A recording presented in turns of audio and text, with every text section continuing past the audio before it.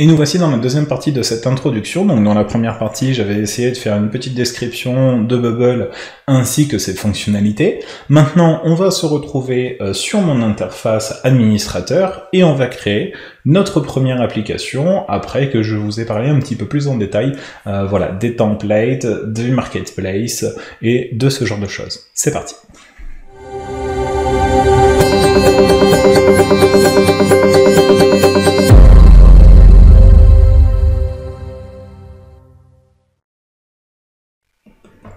Et du coup, on se retrouve tout de suite sur mon compte, sur lequel j'ai déjà des applications.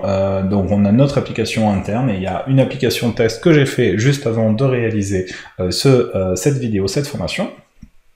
On retrouve, donc une fois que vous êtes connecté, vous avez le menu en haut à droite, dans lequel vous pouvez naviguer dans vos applications, dans vos modules, dans les plugins. Vous pouvez développer vos propres plugins, les templates, votre compte, et vous pouvez vous déconnecter.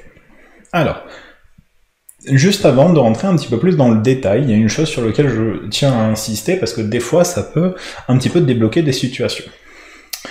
Comme pour tout ce qui va être des logiciels, des outils qui vont vous permettre de créer vos propres solutions, je pense par exemple à des CMS, Content Management System, tels que WordPress, PrestaShop, qui vous permettent de créer vous-même vos sites internet sans avoir à développer ces 10 sites internet.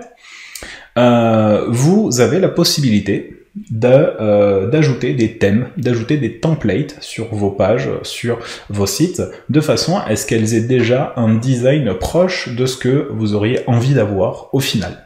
Ça vous permet vraiment d'économiser beaucoup d'heures dans la recherche de votre design, dans la recherche de l'ergonomie un petit peu de présentation de vos pages, de vos produits, de vos articles ou de tous les éléments que vous allez pouvoir mettre en place dans cet outil. Donc c'est important en amont, avant même de créer son application, alors surtout son application définitive. Bien évidemment, pour le test, on n'installera pas de thème, on n'installera pas de template, on va directement partir sur un truc le plus basique possible, de façon à bien intégrer les fonctionnalités de l'outil, mais ça vous permet voilà, d'avoir quelques petites fonctionnalités d'ajouter, des templates qui sont déjà prêts à être utilisés en tant que tels. Je vais vous montrer tout de suite à quoi ça ressemble. Pour ma part, je suis parti un petit peu sur un template. Normalement, il doit être dans le coin. Tac. Ah oui, non, ça c'est les miens. Donc forcément, dans les miens, il n'y en a pas. Mais nous avions été partis sur... Hop.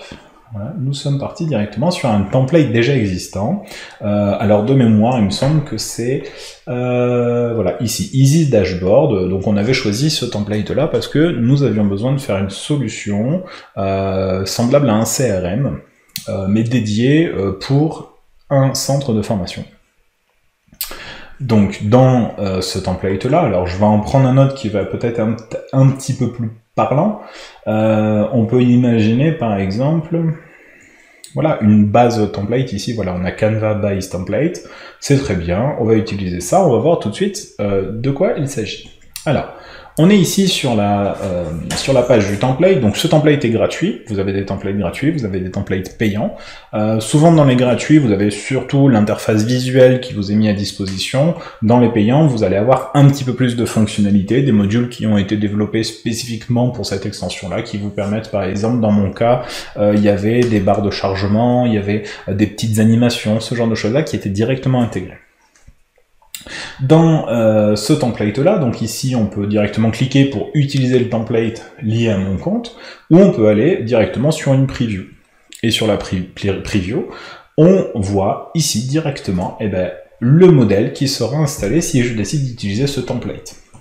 Ce qui permet voilà, tout de suite de me projeter en disant, bon voilà, le menu ici comme ça, le login, le sign up, ok, ici je peux mettre des éléments de cette façon-là, j'ai un visuel, alors bien évidemment après je peux tout personnaliser, mais ça vous permet de ne pas partir de zéro, qui souvent peut être un petit peu long de recréer son visuel.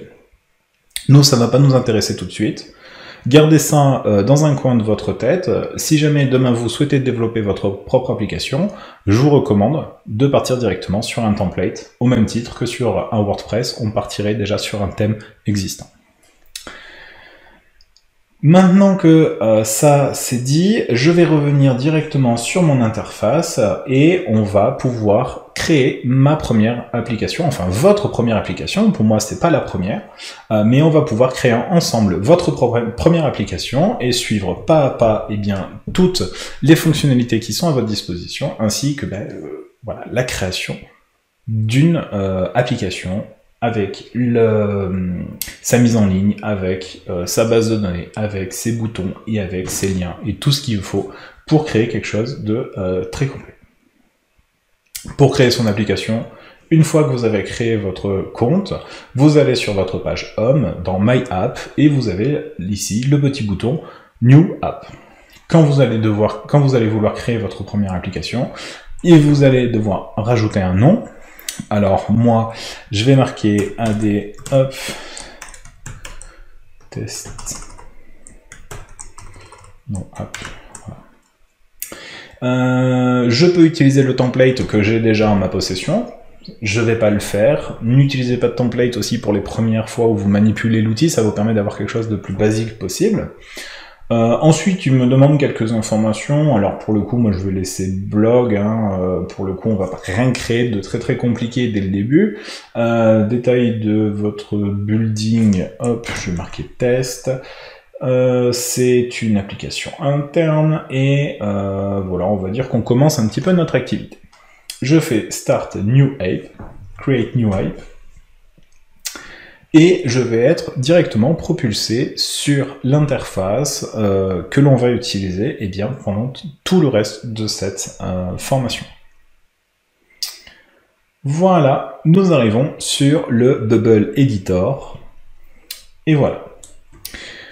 On va donc dès à présent se laisser sur ce visuel. D'accord. On verra tout de suite après dans cette deuxième partie, donc la découverte de Bubble, avec du coup son interface, sa personnalisation, comment rajouter des éléments, comment les sauvegarder, comment ajouter des informations à sa base de données, comment ajouter des modules, comment créer des automatisations, enfin comment créer des actions. Tout ça, on le verra juste après. On se retrouve juste au prochain épisode.